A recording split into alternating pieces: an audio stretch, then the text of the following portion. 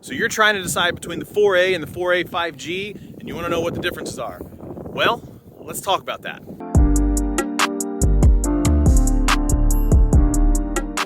What's up everybody, this is Scott. Welcome back to another video. Welcome back to yet again another Pixel comparison. It is the Pixel 4A versus the Pixel 4A 5G.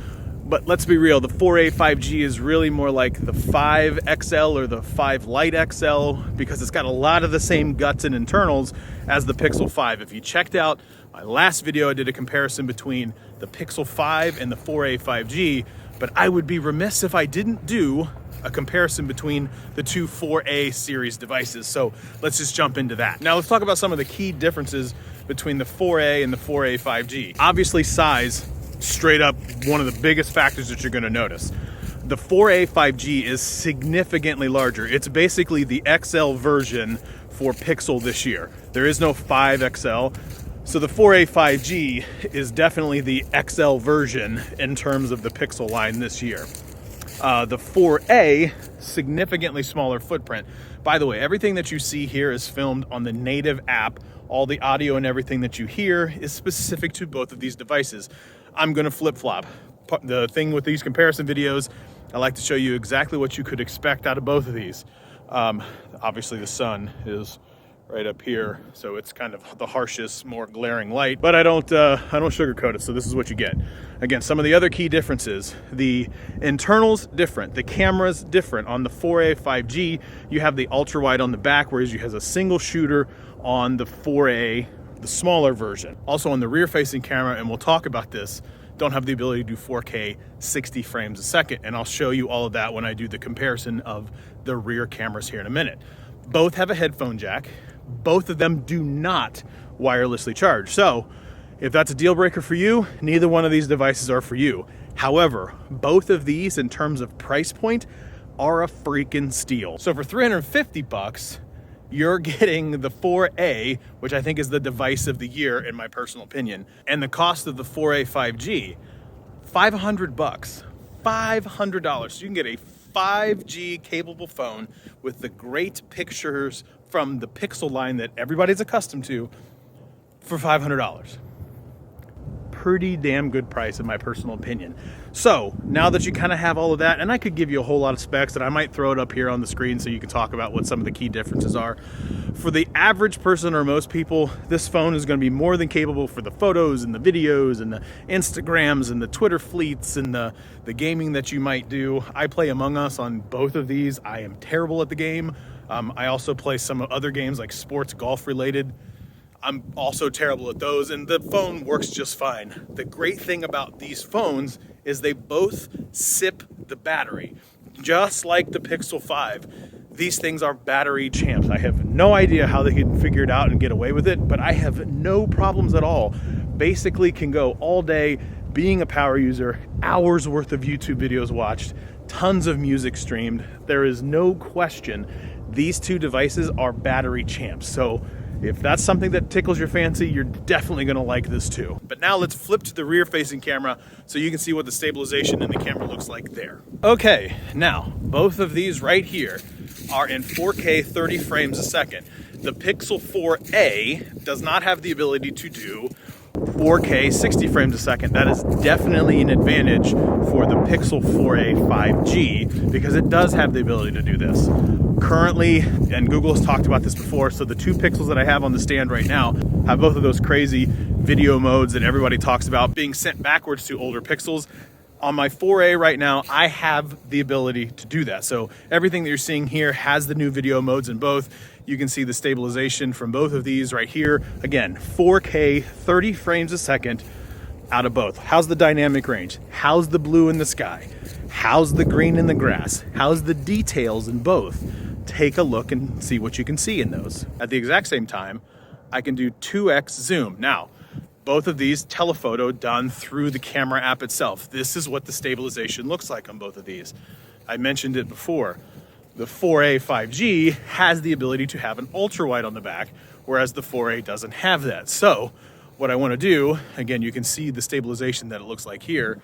Let's go back to the widest shot I can get on the 4A, And now this is a wide shot. You can see the entire baseball diamond right here. Really, really good, nice ultra wide shot out of the 4A 5G. Now, this is what the stabilization looks like on 4K, 30 frames a second, ultra wide on the 4A 5G, and just regular wide or just regular normal shot on the 4A. Now back on the 4A, still 4K 30 frames a second. The Pixel 4A 5G, this is now 4K 30 frames a second. All done again through the native camera app, audio, flip-flop, just like I do every other comparison video. This is what this looks like. How's the stabilization? How's the details? What's the details take a look like? Again, look at the sky, look at the clouds, look at some of the trees to see how did the shadows look. What about the grass? How's the detail in the grass? See, these are the types of things to talk about when you're doing a comparison between these two different devices. Both of these devices are fantastic. Stabilization, as you can see, unbelievable black magic. For $500 you can get a camera, 4K, 60 frames a second, great point and shoot, all of this 5G enabled. Crazy, which is really, really good. Now this isn't to say just the pixels are the only way to go.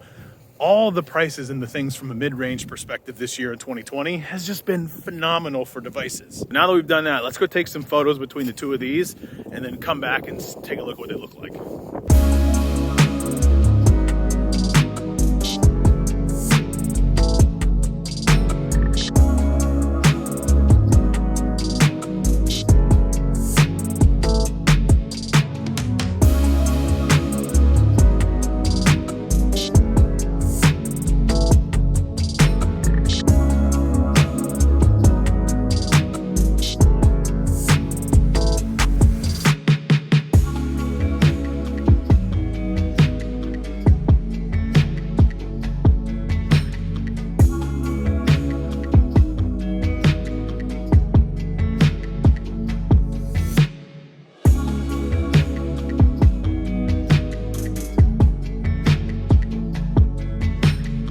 Now that you've seen a few of those shots, and again, those are just a really small amount of shots compared to what both of these can do. Obviously it's November in Ohio, so there's like no crazy leaves, no nothing like that.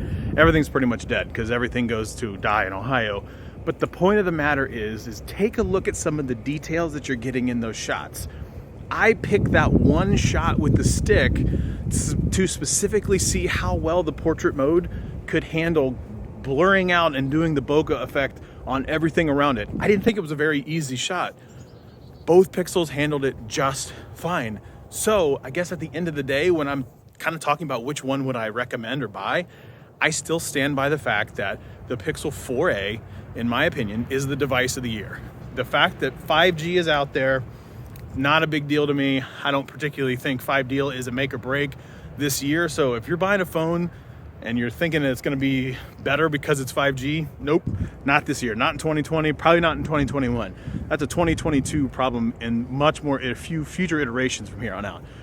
But you can get a ton of potential and a ton of power and a ton of battery life and a ton of great things for a $350 price point. However, for $500, so only $150 more, you can get a 5G enabled, again, not a big deal, 4K 60 frames a second ultra wide camera. Both have a headphone jack, both don't wirelessly charge, both can fast charge via USB Type-C, and basically get the exact same performance. Oh, and by the way, it be the XL model in the 4A 5G. So take a look at what your needs are. Want a bigger screen to consume media? No question, 4A 5G. Want to save a little bit of coin like a smaller phone? No question, 4A.